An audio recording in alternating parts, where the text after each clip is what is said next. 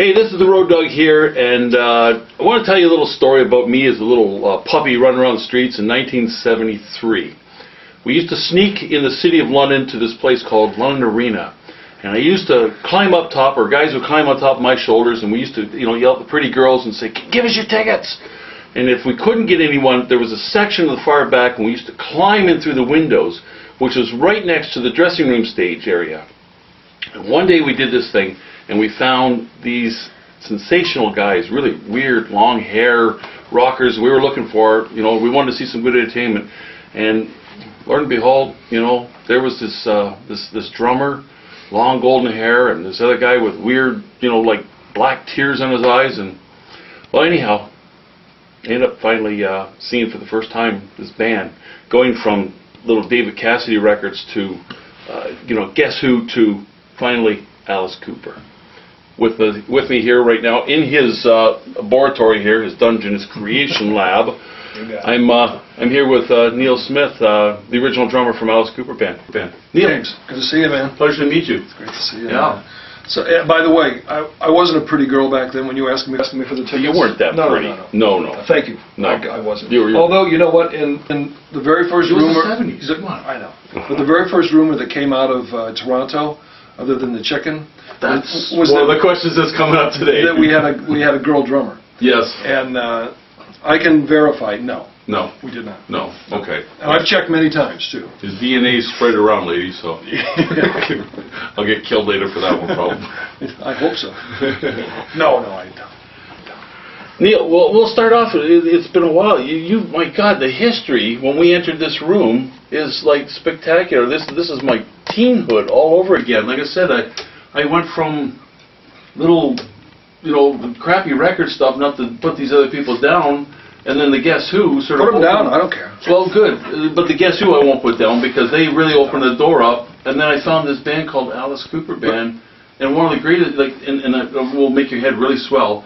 But there was two drummers in the world that I knew, Buddy Rich, and then all of a sudden there was this Neal Smith. When people asked me two drummers I could name, and that was it, That's great because Buddy Rich is one of my favorite drummers. He was one of the. I know. I read that one time in an article that inspired me. And but Toronto, from the very first time we ever set foot on stage there, just made us feel like they were getting it. Yeah. It was one of the first places. Canada was really the first. I mean, Canada's key in our history for a lot of reasons, and the Guess Who is especially critical in our history. So Canada was not only very special, we were treated great there, and like I said, the first time we walked on stage, we felt like superstars.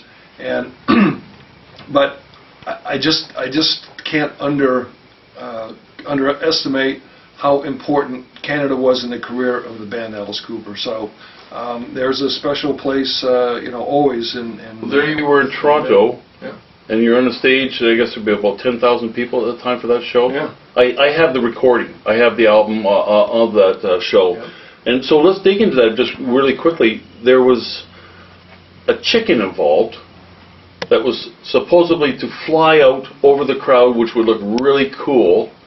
But someone who threw the chicken out didn't realize chickens don't fly too far. Does anybody not know that? There's a lot of people that don't know this story. No, there's. I've asked people actually on the trip here about this in different places, and they're like, "Yeah, isn't that the guy he tore the chicken apart?" And I was like, "He didn't tear the chicken apart. He didn't. It was someone in the crowd that did that, right? Or not? No. There was a part of that story that everything is essentially the way Alice has told it and the way that it happened. At the time when we were throwing the feathers out, we did that as the pillow, ripped the pillow apart and the feather pillows. It was a cheap prop from a hotel, and every hotel had them. Mm-hmm. So we just. A lot safer than throwing TV sets at the crowd. That option was not off the table either. Oh, okay. Because they were throwing plenty of stuff back at us too. I bet you they were. So we had we had a built-in prop every night that we used. And so the roadies a couple of times, they went out and they bought some doves. And it was sort of like our tongue-in-cheek thing about the hippies and peace and everything. Sure. That we would throw the doves out, and I don't know if they went to the ventilation fans or whatever they did, but they'd fly around the clubs or fly around the venue, whatever. Sure. And when we were up there for that show, I think more than anything, because our roadies went out and bought all this stuff for us. Yeah, obviously, They did their birds. job. Yeah, they did their job. So I think they were from Detroit, big city. Now no doves in Toronto, just chicken. no, well, but they were on 8 Mile Road in the chicken shacks, which is the best fried food in the world. But that's another story. But so they brought instead of the doves, it was a peace festival. Remember, one was the peace festival, and then the rock and roll revival. This is the rock and roll revival. We had the chicken though, and I think it was just a mistake that the chicken ended up on stage. But no matter how it got there, when the feather pillows, and then Mike Bruce got a big CO2 cartridge from like a bar, the big one looks like a scuba tank. Yep. And he opens it up, and the wind starts coming out of it, and the air starts coming out, compressed air, and just blows the feathers all over the place. And Alice threw the chicken out there. One thing that people forget, and I actually still have it, it's a flare gun. At the end of the show, we decided on this show we'd shoot a flare up there. So it's a big barrel about that long, and you put it looks like a stick of dynamite, a flare. Right. And it goes straight up in the air. Of course, what goes Gravity up must come down. And which is a pretty darn good shot to put it straight up in the air and have it come straight down. But there were some handicapped folks in wheelchairs and what have you right in front of the stage that had come to the stage that had special seating and everything. And what happened was they saw this coming down, and their handlers and themselves were all scurrying to get out of the way. Meanwhile, the chicken was there. Oh. And because Mike Allen, our roadie, I had talked to him about, because I keep saying, why is this story I mean, what did he remember from it? And he remembered the flare gun, and I know that we use it at some of the outdoor concerts, and that's why the people were scurrying to get out of the way, and when they did it, unfortunately the chicken was there. Right. So, squish. Yeah, it was already being filleted and torn apart before it was cooked this time. Okay. But anyway, so, but, whatever happened, I mean, the United Press, the press next day all over the country and all over Canada was... Did the part where you guys were signed through Frank Zappa? Yeah. Did Frank phone you guys and say, shut up? Well, Alice and Glenn and I shared rooms for about 2 or 3 years, and then Alice and I shared a room all the way up through $1 Billion Babies, and $1 Billion Babies tour. And I know that he never called a room while I was there. Right. But I know that we would all, sometimes have calls that would come to Shep, our manager's room, and we would go speak. So it's entirely possible. No matter what, it was great publicity. No, it just took out, for us kids growing up, it was like he tore apart? I mean, just the rumors went flying that, like they did with Ozzy with the bat, except he did bite the head off the bat. Yeah, well, it's a rubber bat, but whatever. But they said it was real. They said. Who's okay, they? Who's they? They're the ones that, but the best part was, Alice bites the head of a chicken off and drinks the blood. I mean, just... Shut up. Just let it go. Yeah. The publicity. Any publicity is good publicity. That was just great. We couldn't make that stuff up. So what was your holy shit moment? Was it when you found out that you were, like I said, a two-part kind of question. Was it when you found out that the band was actually going to become a sensation? Or was it when you worked for a certain concert, you got to open with someone or work with someone, or was it maybe, even Frank Zappa or something? You've done so much. Well, that's a great question, James. I think that there's key moments in our career, like meeting Frank Zappa. That would have been an honor. And then, having him signed to signs to a label. I mean, that was the key there. And then Shep Gordon, meeting him and finding our management that was just 100% Alice Cooper management. And then finding Jack Richards and Bob Ezrin to produce the band. The chicken incident. I mean, there's certain key things that happened. Sure, they all fell in place. They all fell in place. But I think the one where that I was most gratified when, you have to remember, School's Out was now our 5th album. Actually, our 5th album. We after Love It to Death, we started getting airplay all over the country and the heartland. And I think there's a great reason for that because...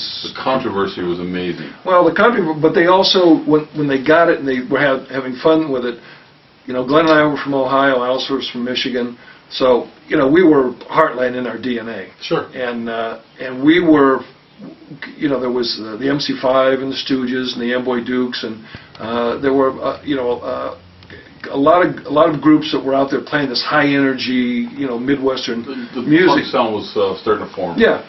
So, American punk. but we started putting with a formula with the Canadian company Nimbus 9 and Jack Richardson and Bob Ezra. We started to have hit records. That was the difference. So until I had my Rolls Royce, which was my goal. The one you in the front. Yeah. Well, I ended up actually with 2 Rolls Royces, a Bentley, and a Jag. So it was like everything else with that band. Everything went over expectations. Right. But long answer to a great question, when we went back to Los Angeles on the Schools Out tour, and we sold out the Hollywood Bowl because we were starving. Mm-hmm. A couple of short years before that, right there in Santa Monica, in Topanga Canyon, Hollywood Hills. That's when you used to start your shows, and people paid money to come see you so they could leave before your show ended. Well, whether they done my homework. Yeah, whether they initially wanted to pay the money or they just said, "What the hell is this?" and you know, whatever it was. No, they were leaving. But Hollywood Bowl. So the Hollywood Bowl, and then having Wolfman Jack. Oh my goodness! He was the one of my heroes. He was the one that emceed the show for us, and he introduced us. And he comes out, and he's riding on a camel. There's an elephant. There's dancing girls. And he comes out and he introduces Alice Cooper. At the end of the show, you know, we play through our set. Halo Flies is one of the best versions we ever did of it. Somebody was recording it when we were doing the show. And it's still to this day one of the best live versions I ever heard. Not a great recording, but the version, it actually was better than you could imagine for however it was recorded. At the end of the show, the helicopter comes over. We did that a couple times, and they throw the panties out from the dust cover from the Schools Out album. Yeah. And by that time, Elton John was in town. He came, and he was just starting. We had met him over in London. Because his first album was just released when right before Schools Out was out, and when we were over there staying at the place, I think it was the Blake's Hotel we used to stay at over there, they brought over records and record players back in the day for all the guys in the band, so we had entertainment while we were over there. And one of the albums was this Elton John, so I liked the album. I loved the album, and we got to meet him, and we hung out, and Alice and Bernie and Elton and I played a lot of pool and snooker together. Mm-hmm. So we met him over there, and he came to the show. He played the Troubadour in L.A. We went to the show, and we were just playing piano, just himself. It's just been one massive holy shit moment for you. Yeah. So he's there at the brink of his career. He comes backstage after seeing this thing that he just never, because he had never seen us before, and he's like, "What did I just see?" And he came up to Alice and me. He said, "Thanks for showing me what rock and roll's all about." And he was glitter from that second on. Yeah. And then his career just skyrocketed. So, and I know David Bowie back in that period of time. So that period of time. Spiders from Mars. Pardon me? Wasn't it the Spiders from Mars time? Yeah, exactly. And again, Spiders, like the original band, Spiders. So there was just but that one show, going back there and leaving without the earthquake killing me. I was always scared to death of the earthquake. I had nightmares the 2 years we lived in California. I'll bet you. I got family that live there, and they're finally out. Their kids now live there, but yeah. Even when we went back in the spring and April of 2011, right after the Hall of Fame, we went back there to do a show and a taping. You know, we were there a week. Plane lands. I'm there a week. I wasn't really comfortable until those wheels left the ground when I was taken off from the plane. Still to this day. Was it the 2012 scene where everything, LA and everything just drops? So you had that in your mind all the time. Yeah, that happens. It's in my head all the time. Anyway, yeah. So it was that was a monumental show for it. I mean, there was an awful lot for that. Sure. But that was one for me in particular, to go back there and just, you know, things had so much had changed. It was still. We left there in 68, 69, and you know, by that time it was 70. So you're talking about the time somebody would go through college, you know, 4 years plus or minus. And a lot of my friends, it took 5 years, but that's another story. Well, I'll put another one, Tarbender. Yeah. So that show was big, and it was fun, and all of a sudden, from then on, we really started selling out after school's out. Started selling out not only the auditoriums but the coliseums, Yeah. and then the stadiums. Yeah. Essentially, stadium rock was almost happening at the same time. Huh. Before Alice Cooper Band, like you talked about being a Heartland boy. We grew up in Ontario ourselves, so very similar to Exactly, Ohio. exactly. We the factory working and all that stuff, or farmers. Mm-hmm. Did you play with any other bands itself? Like it was a hit and miss, and then how did you stumble into the? How did you all come together to become Alice Cooper? Was it in L.A. or was it? No, that's a good question too. And I was in Ohio in the Midwest, actually in Akron, until I was 15 years old. Mm-hmm. And I started playing drums when I was around 10 or 11. So it just was one of those things. My sister, who is Dennis Dunaway's wife, Cindy Smith, is also Dennis's wife. She and myself and my mother in 1963, my mother went out to Phoenix to visit some friends, loved it, and said, "Do you want to move to Arizona?" Ah. And I'm thinking, if I really wanted to be serious about music, I've got to be closer to LA or New York. It's one step closer. So it's a little bit closer. And at that time, the California sound was starting to become, the Beach Boys, and Sure. starting to Mamas become, and Papas yeah, and all that stuff yeah, coming out of there. Yeah, very big.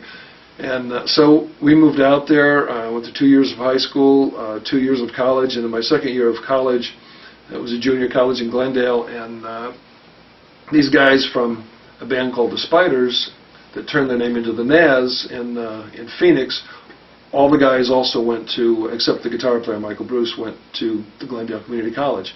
We were all taking art classes, so I met Glenn, the guitar player from the band the Nazz, Spiders, and he was also from Akron.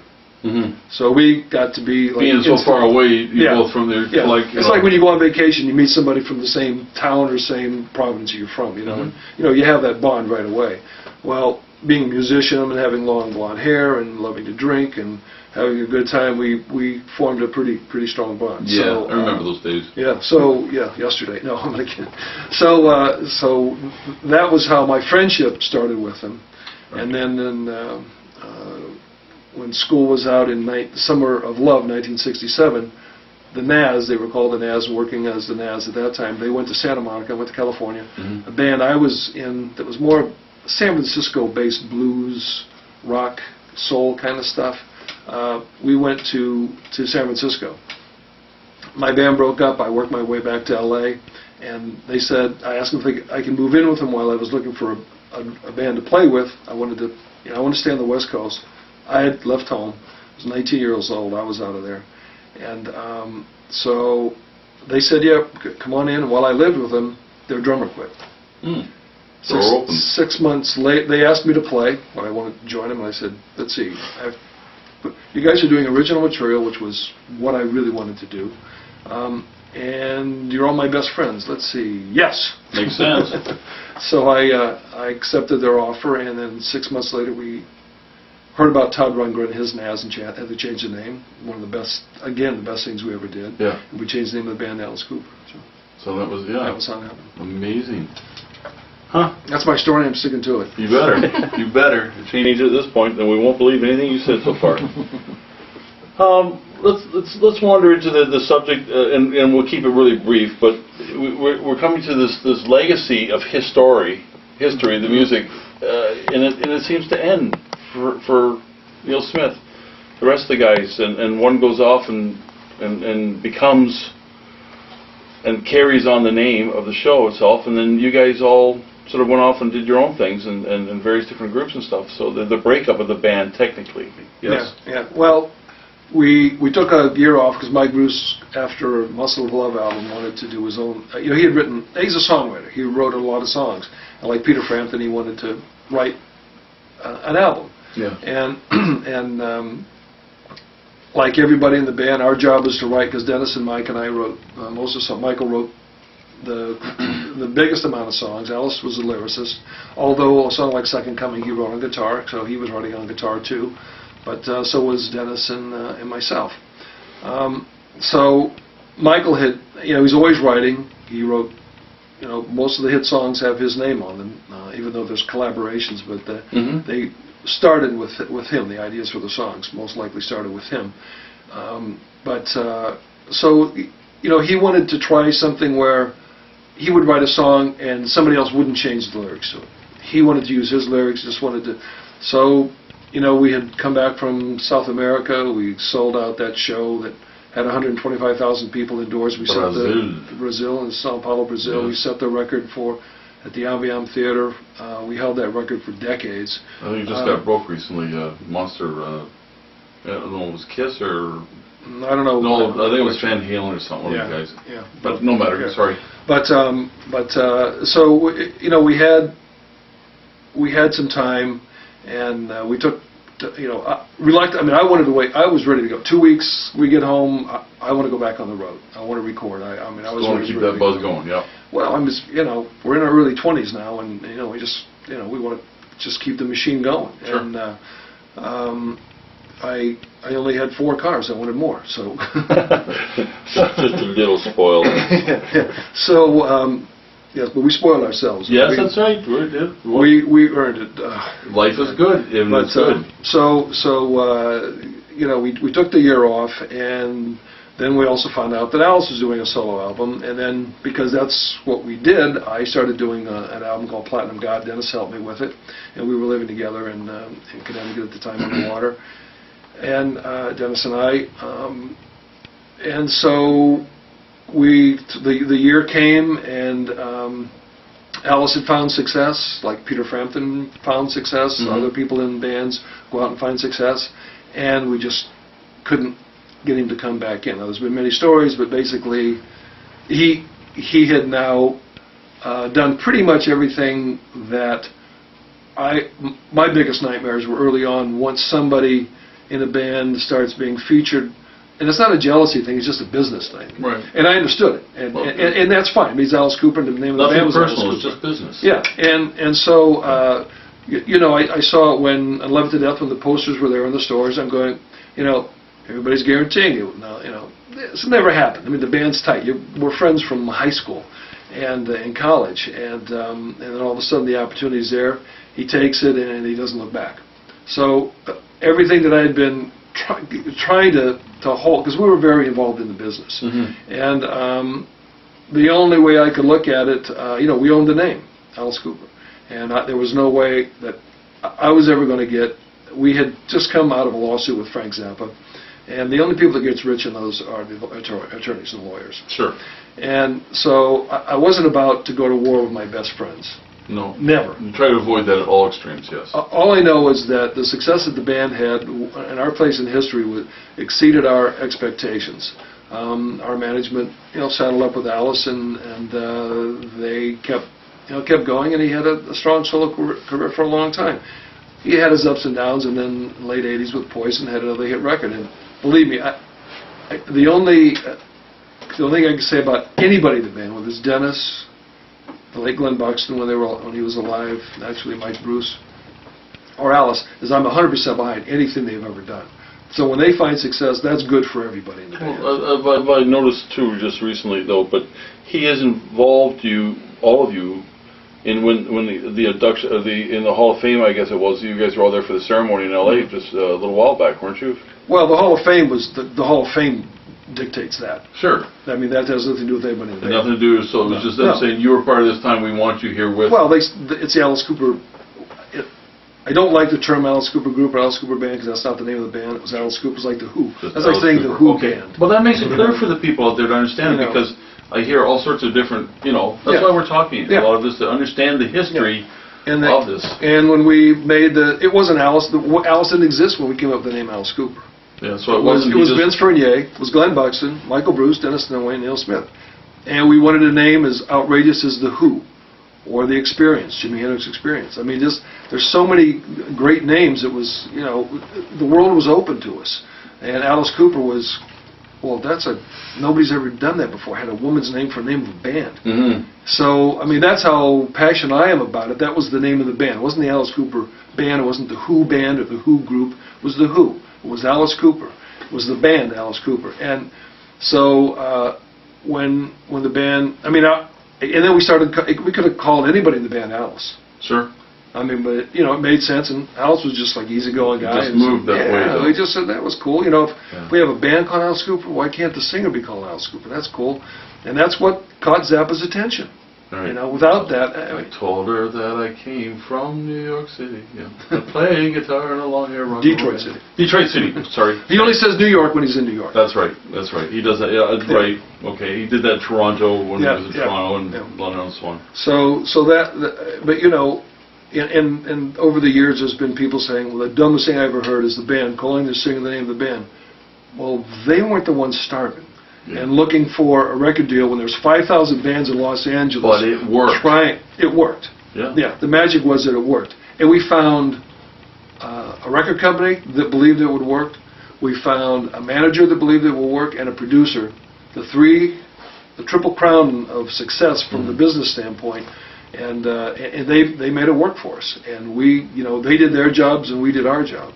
And so you can say what you want about.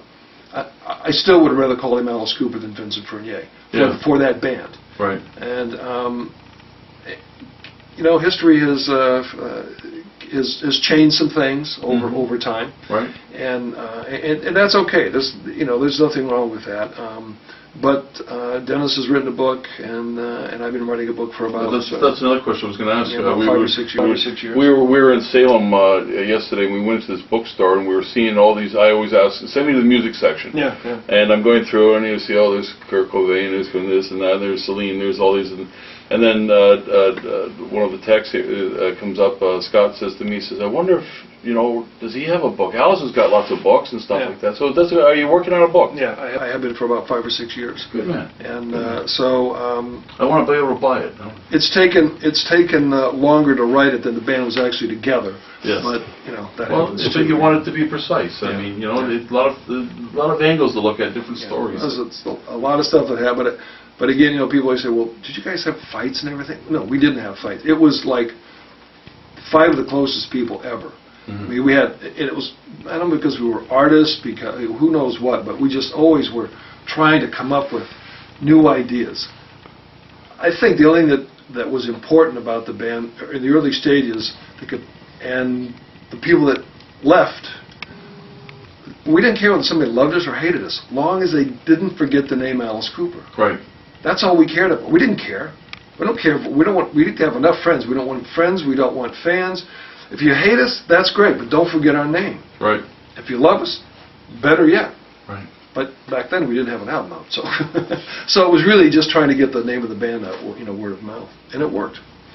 What gave you guys the idea to go with the Snake, which seemed to evolve into more of a...